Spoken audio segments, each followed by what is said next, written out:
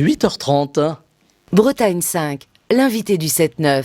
Et ce matin, nous sommes en direct en compagnie d'Éric Laurent. Il est référent La République En Marche des Côtes-d'Armor. Il est venu de presque très loin pour nous, puisqu'il est basé à Lannion.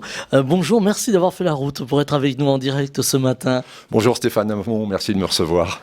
Alors on va parler de politique ce matin, comme on le fait chaque jour sur l'antenne de Bretagne 5.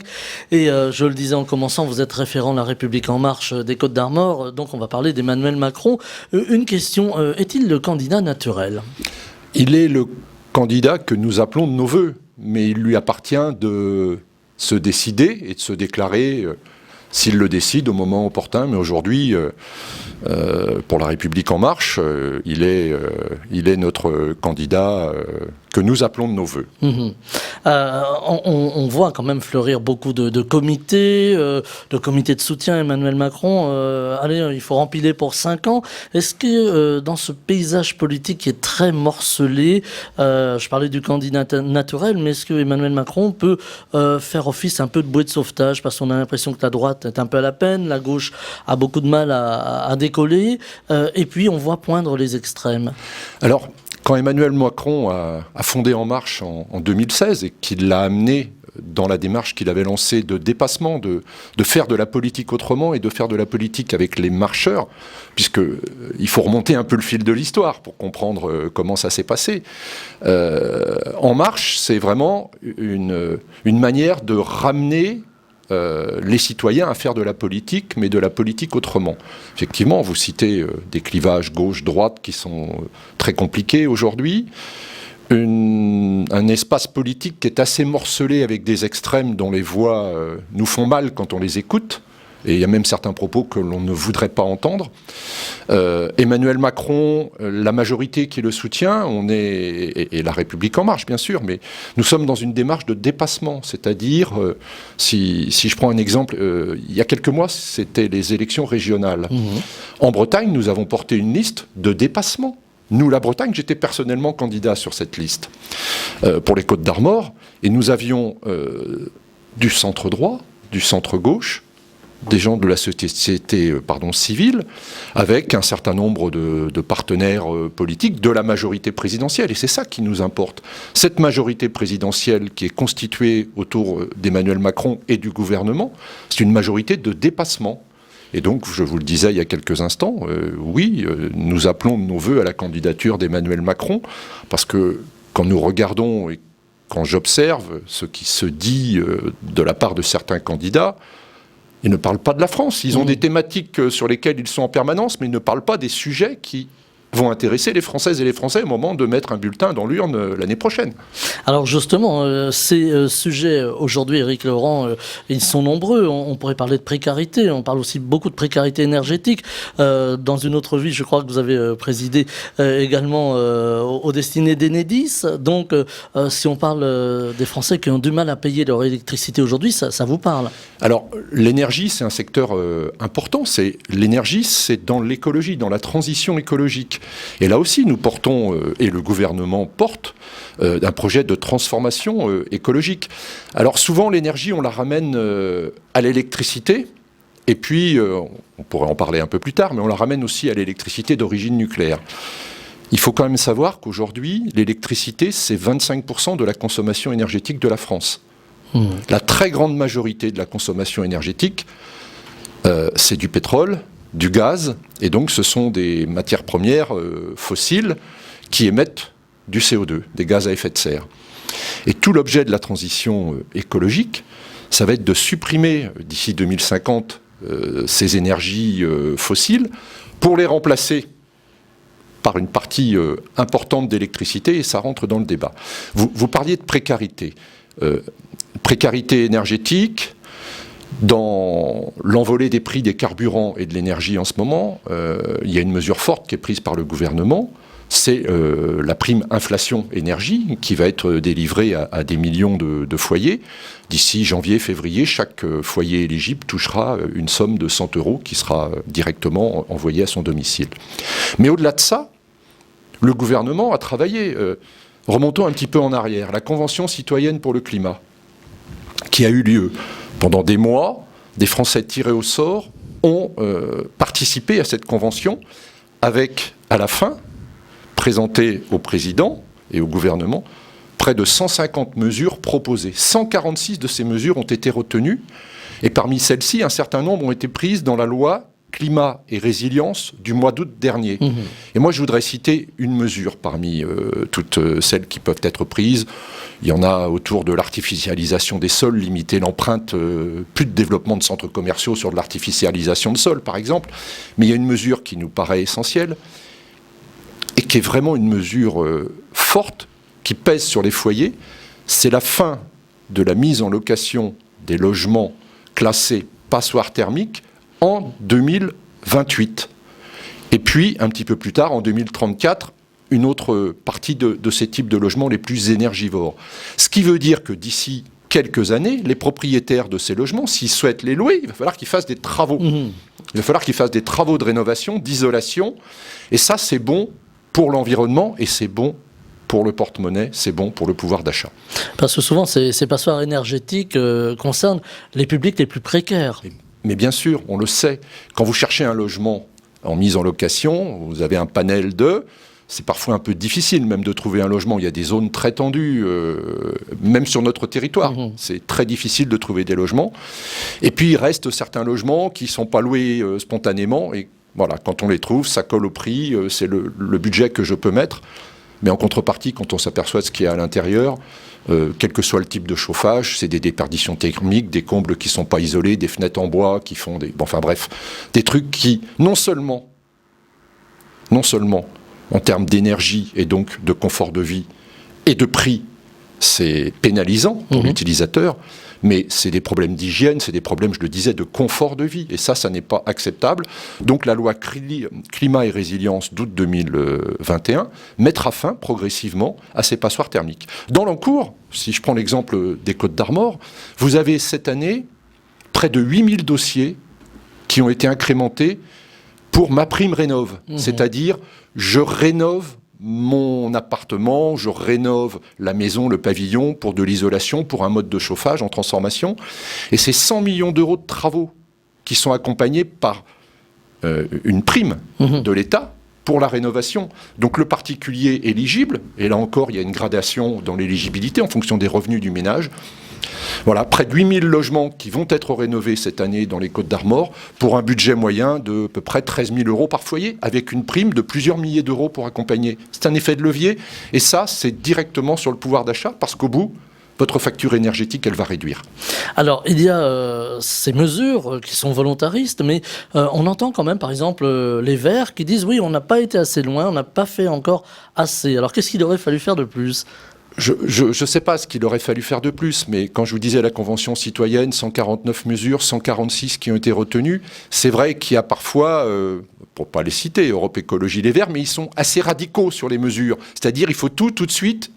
Non, je crois qu'on est dans un pays où alors il y a des choses qu'il faut savoir faire progressivement pour transformer, et c'est toute la démarche que porte le gouvernement et que nous portons à La République En Marche.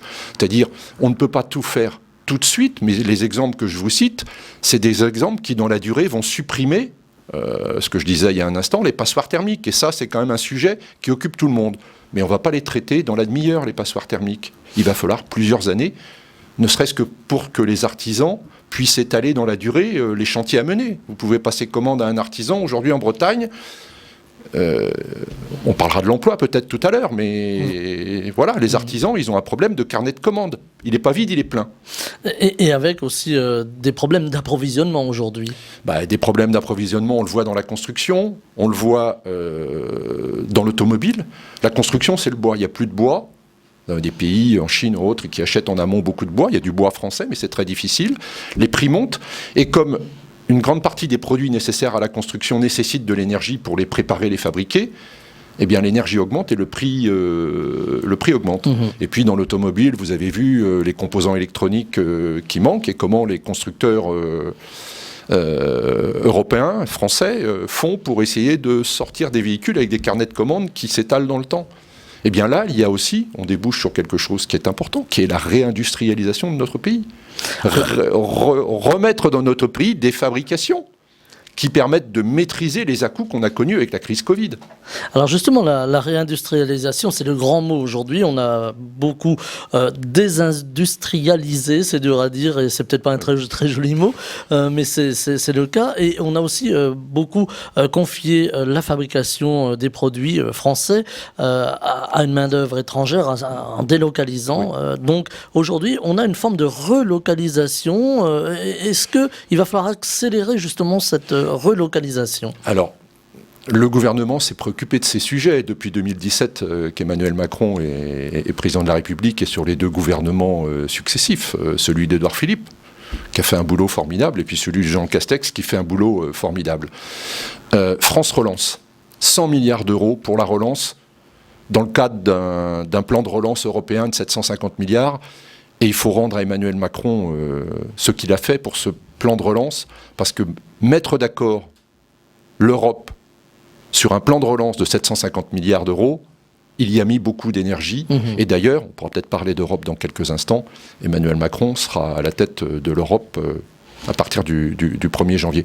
Mais sur la réindustrialisation, la relocalisation, c'est en marche. Enfin, c'est parti, ça le fait. Je regarde régulièrement le plan de relance. Aujourd'hui, en Côte-d'Armor, c'est au moins 25 entreprises qui sont bénéficiaires du plan de relance pour 25 millions d'euros. Et je regardais encore hier la liste des entreprises, et comme je venais vous voir à Quessoy, j'ai tilté, il y a une entreprise à Quessoy qui a relocalisé de la production, ils font du packaging, ils ont relocalisé une production.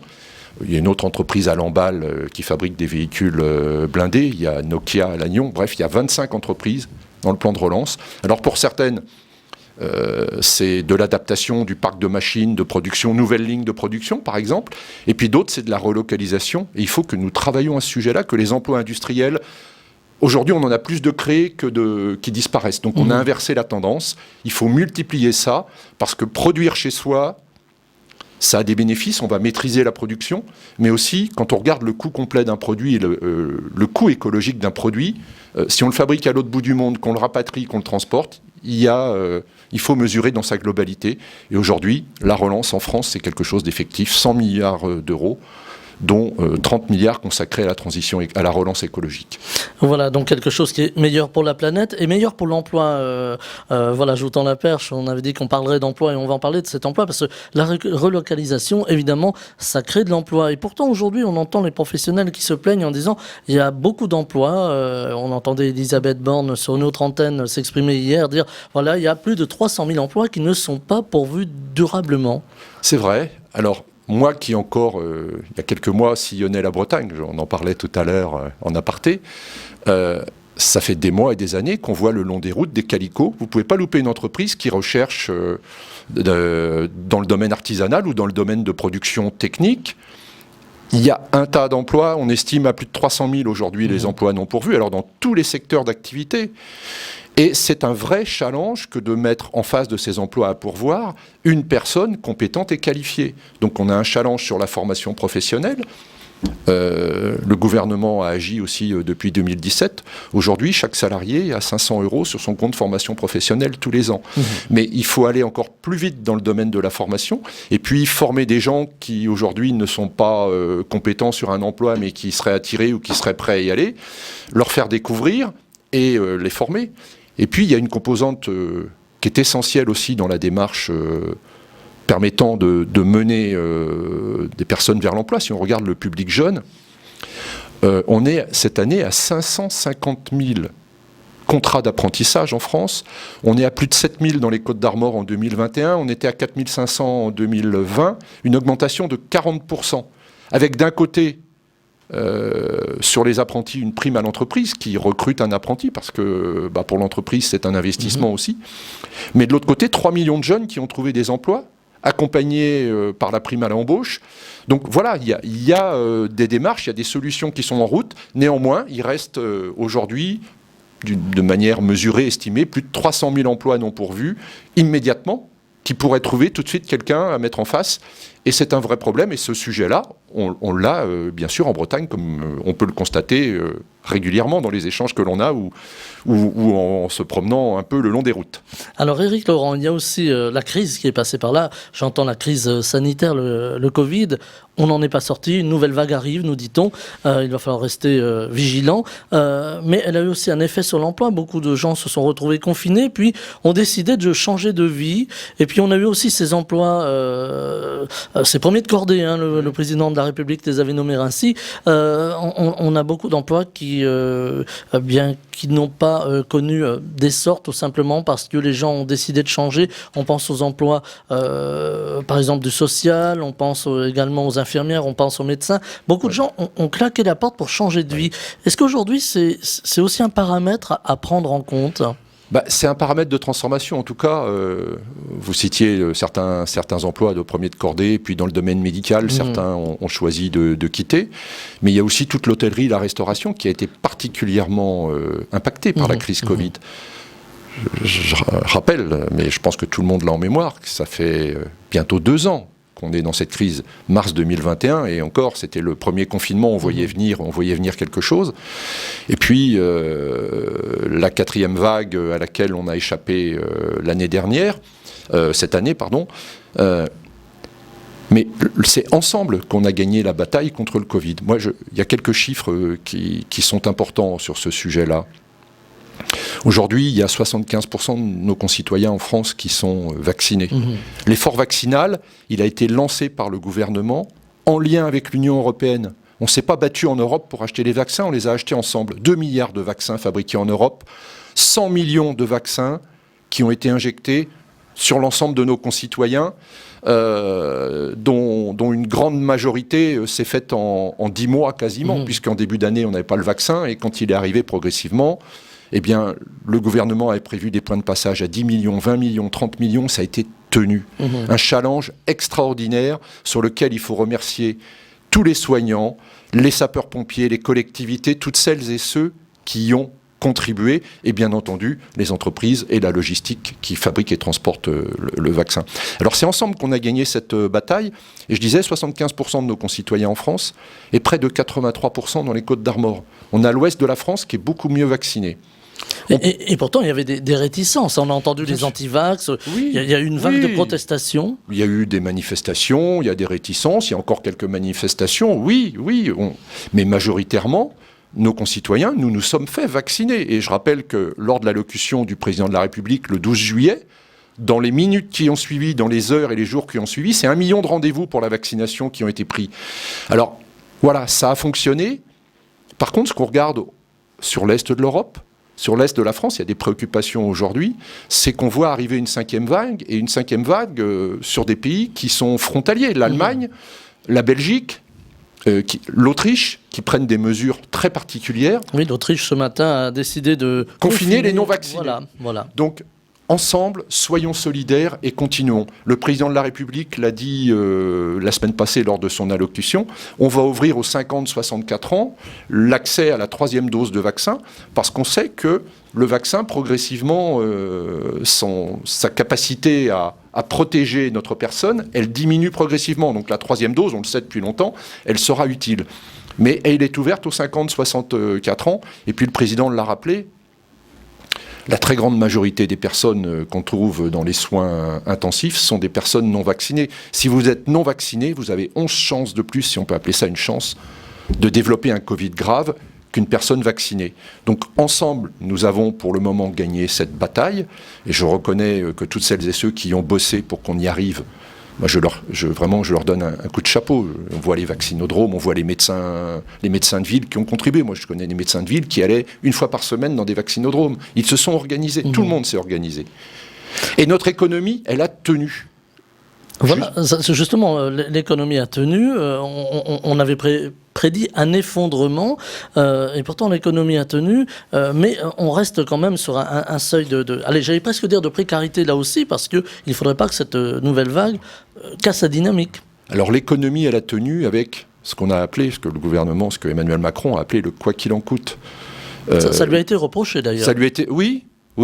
Et aujourd'hui, on va avoir un taux de croissance qui est annoncé à 6% et qui sera certainement de 6,5% à la fin de l'année 2021.